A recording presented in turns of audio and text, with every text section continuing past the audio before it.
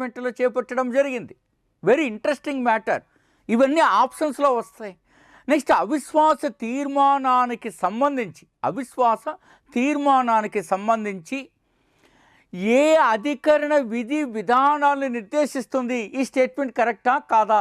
Judge చేయగలరా మీరు? అవిశ్వాస తీర్మానం అనేటువంటి అంశానికి సంబంధించి మనం ఆలోచన చేసినప్పుడు ఇప్పటి వరకు ఏ ప్రధాని కాలంలో ఎక్కువసార్లు అవిశ్వాస తీర్మానాలను ప్రవేశపెట్టడం జరిగినది? ఎంత ఇంట్రెస్టింగ్ మ్యాటర్. రెండో విశేషం నేను చెప్తున్నా, ఈ అవిశ్వాస తీర్మానానికి విధి విధానాలు ఎక్కడ పొందుపరచబడ్డాయి? ఇది ఒక స్టేట్మెంట్ రూపంలో మీకు బిట్ వస్తుంది. సో ఈ అవిశ్వాస తీర్మానాన్ని మొదట రాజ్యసభలో ప్రవేశపెట్టాలా, లోక్సభలో పెట్టాలా, లేదా లోక్సభలో మాత్రమే ప్రవేశపెట్టాలా? ఈ ప్రశ్నల అన్నింటికి మనం ఈ వీడియోలో సమాధానాలు చెప్పుకోబోతున్నాం మిత్రులారా. ఇంత డీటెయిల్డ్గా నీకు ఏ పాలిటీ పుస్తకంలో కూడా ఉండదు ఈ దేశంలో. అందుకనే ఆ అభ్యర్థి నన్ను ఆశ్రయించాడు, నేను ఆ అభ్యర్థికి సమాధానం చెప్పాను. మీరు మంచి పుస్తకం, భారత రాజకీయ వ్యవస్థ పోటీ పరీక్షల్లో భారత రాజ్యాంగానికి సంబంధించి ప్రామాణిక పుస్తకం అంటారు. మరియు మనలందరినీ ఇన్స్పైర్ చేసిన పుస్తకం కూడా. ఈ పుస్తకం పేజ్ నెంబర్ 255లో అవిశ్వాస తీర్మానంలో కేవలం 3 లైన్లు ఉన్నాయి, మీరు చూడండి. అందుకని మనం ఒకే పుస్తకం నుంచి ఎప్పుడు బిట్లు ఫ్రేమ్ కావు.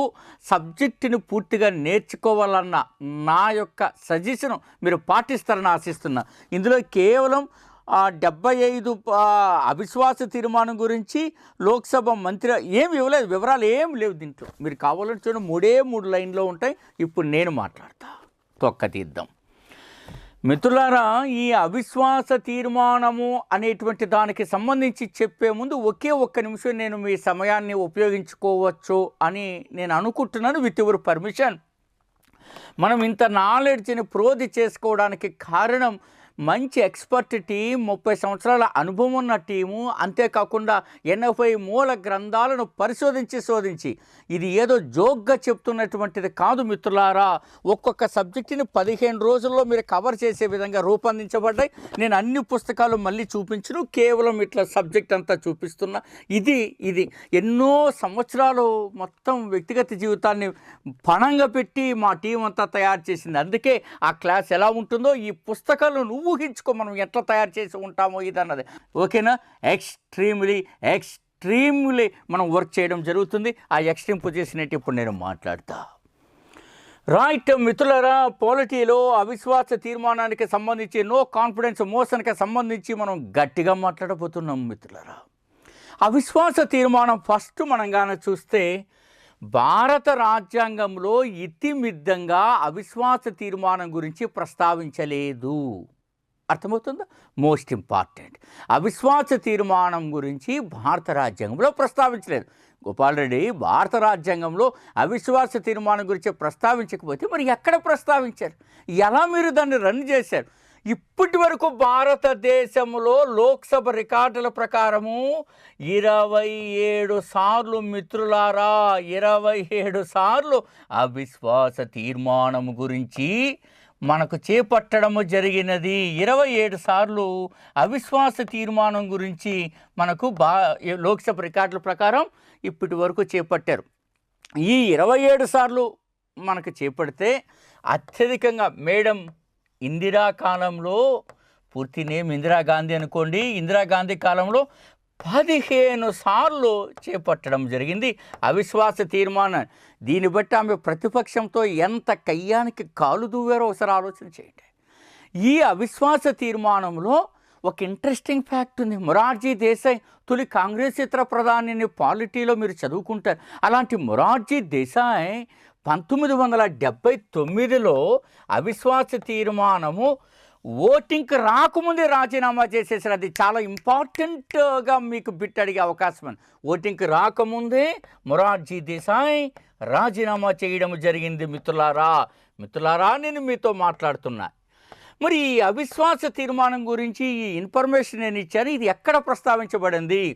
లోక్సభ నియమ నిబంధనలు లోక్సభ కార్యకలాపాల నియమావళిలోని బాగా చూడండి, లోక్సభ కార్యకలాపాల నియమావళిలోని 198వ నిబంధన ప్రకారము 198వ నిబంధన ప్రకారము అవిశ్వాస తీర్మానాన్ని మనకు సంబంధించి చర్చ మొదలుపెట్టచ్చు. ఎట్లా? లోక్సభలోనే దీన్ని ప్రవేశపెట్టాలి. ఎందుకు గోపాల్ రెడ్డి లోక్సభలోనే ప్రవేశపెట్టాలా? ప్రజల చేత ఎన్నిక కాబడిన వారు ఇక్కడ ఉంటారు. అంతేకాకుండా అధికరణ 75 ఏం చెప్తుంది? మంత్రి మండలి సమిష్టిగా లోక్సభకు అంటే పార్లమెంట్కి అనుకోండి బాధ్యత వహించాలని చెప్తుంది. అంతవరకే పార్లమెంట్లో మనకు రాజ్యాంగంలో చెప్పబడింది తప్ప దీని గురించి కాదు. ఇది ఎక్కడ చెప్పబడింది? 198వ నిబంధన కింద చెప్పబడింది. ఎవరైనా లోక్సభ సభ్యుడు కానీ సభ్యురాలు కానీ స్పీకర్కి ఒక నోటీస్ ఇవ్వచ్చు, అవిశ్వాస తీర్మానం. అది 198వ నిబంధనలోని ఫార్మాట్ ప్రకారము ఉంటే, అది స్పీకరు నిర్ధారించుకుంటే దానికి మద్దతుగా 50 మంది ఎంపీలు సంతకం చేయాలి, సపోర్ట్ చేయాలి. అంత కరెక్ట్గా ఉందనుకుంటే స్పీకరు అవిశ్వాస తీర్మానం యొక్క తేదీని నిర్ధారిస్తారు. ఆ అవిశ్వాస తీర్మానం తేదీ కూడా ఎన్ని రోజుల లోపే ఇవ్వాలా?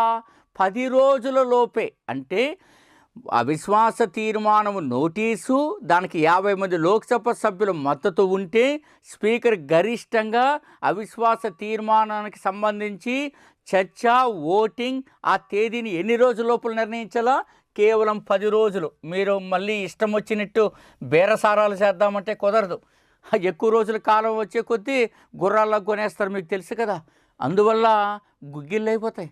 అందువల్ల ఏం చేస్తారంటే 10 రోజుల ముందు స్పీకర్ తేదీని నిర్ధారిస్తారు.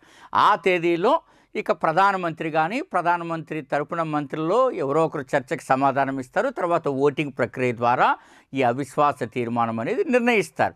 అవిశ్వాస తీర్మానానికి అనుకూలంగా ఎక్కువ మంది ఓట్ చేశారనుకోండి, ప్రభుత్వం ఆటోమేటిక్గా పడిపోతుంది. తక్కువ మంది ఓట్ చేశారనుకోండి, ప్రభుత్వం నిలబడుతుంది. ఇది ఇంత చర్చ అవిశ్వాస తీర్మానంలో ఉన్నది. మీకు అర్థమైందనే అనుకుంటారు.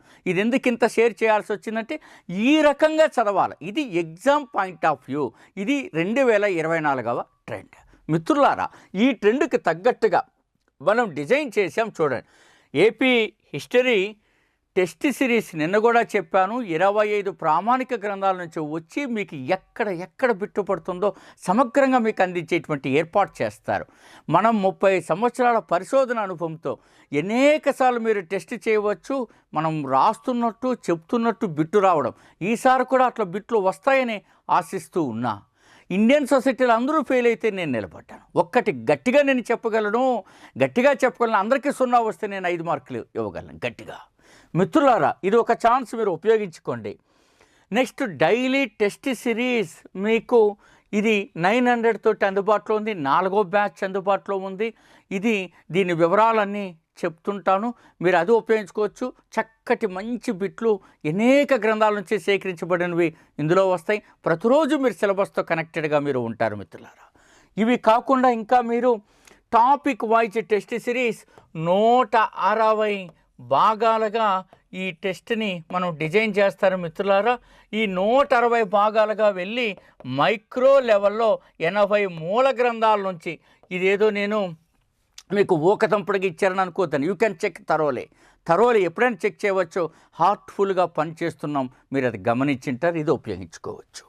ఇక మీరు మెంటార్షిప్, నిజానికి ఇది 300 పెట్టడానికి కారణం ఏంటంటే కనీసం అది అర్థమవుతుందని, కనీసం ఏం చదవాలా, ఎలా చదవాలా, ఎక్కడ చదివితే మీకు ఏ కోణంలో చదివితే బిట్ వస్తుందో ఇందులో చెప్పడం జరుగుతుంది మిత్రులారా. అర్థమవుతుందా? ఇవన్నీ మీరు అవైల్ చేసుకోవడానికి మీరు ఏం చేయాలి మిత్రులారా? ఒకే ఒక ఆప్షన్ నేను చెప్తాను చూడండి. మీరు అవి చేయడానికి మీరు 8074940030కి మీరు డెమో పీడిఎఫ్ అండ్ టెస్ట్ కోసం రిక్వెస్ట్ పెట్టండి. వారు మీకు సహాయం చేస్తారు. 60 పేజీలు పంపిస్తారు మిత్రులారా. చెక్ చేసుకోండి. 15 రోజుల్లో మీరు సాధించే విధంగా చేస్తారు. ఇక అంతేకాకుండా డౌన్లోడ్ యాప్ మీరు డౌన్లోడ్ చేసుకోండి. శ్రీ మేఘనా థింక్ ట్యాంక్ యాప్ మీకు సహాయం చేస్తుంది. అందులో ఉన్న మోడల్ టెస్ట్ కూడా రాయండి. ఎగ్జాక్ట్గా ఇప్పుడు ఏపీపీఎస్సి ఏ రకంగా మీకు బిట్లు అందిస్తుందో ఆ రకమైనటువంటి బిట్లు ఇచ్చేటువంటి ప్రయత్నం ఇందులో మనం చేయడం జరిగిందని కూడా దయచేసి మీరు అర్థం చేసుకుంటారు. అంతేకాకుండా మీరు ఏ రకమైనటువంటి అర్థమవుతుందండి. సో ఈ రకంగా మీరు ప్రయత్నం చేయాలా. నేను సిన్సియర్గా ఇందాకే పుస్తకాలు కూడా చూపించాను. ఎక్కడానండి నిరంతరము కూడా మీరు ఇంకోటి కూడా గమనించుంటారు. ఫోన్ చేసిన వెంటనే నేను లిఫ్ట్ చేసి మాట్లాడుతుంటాను.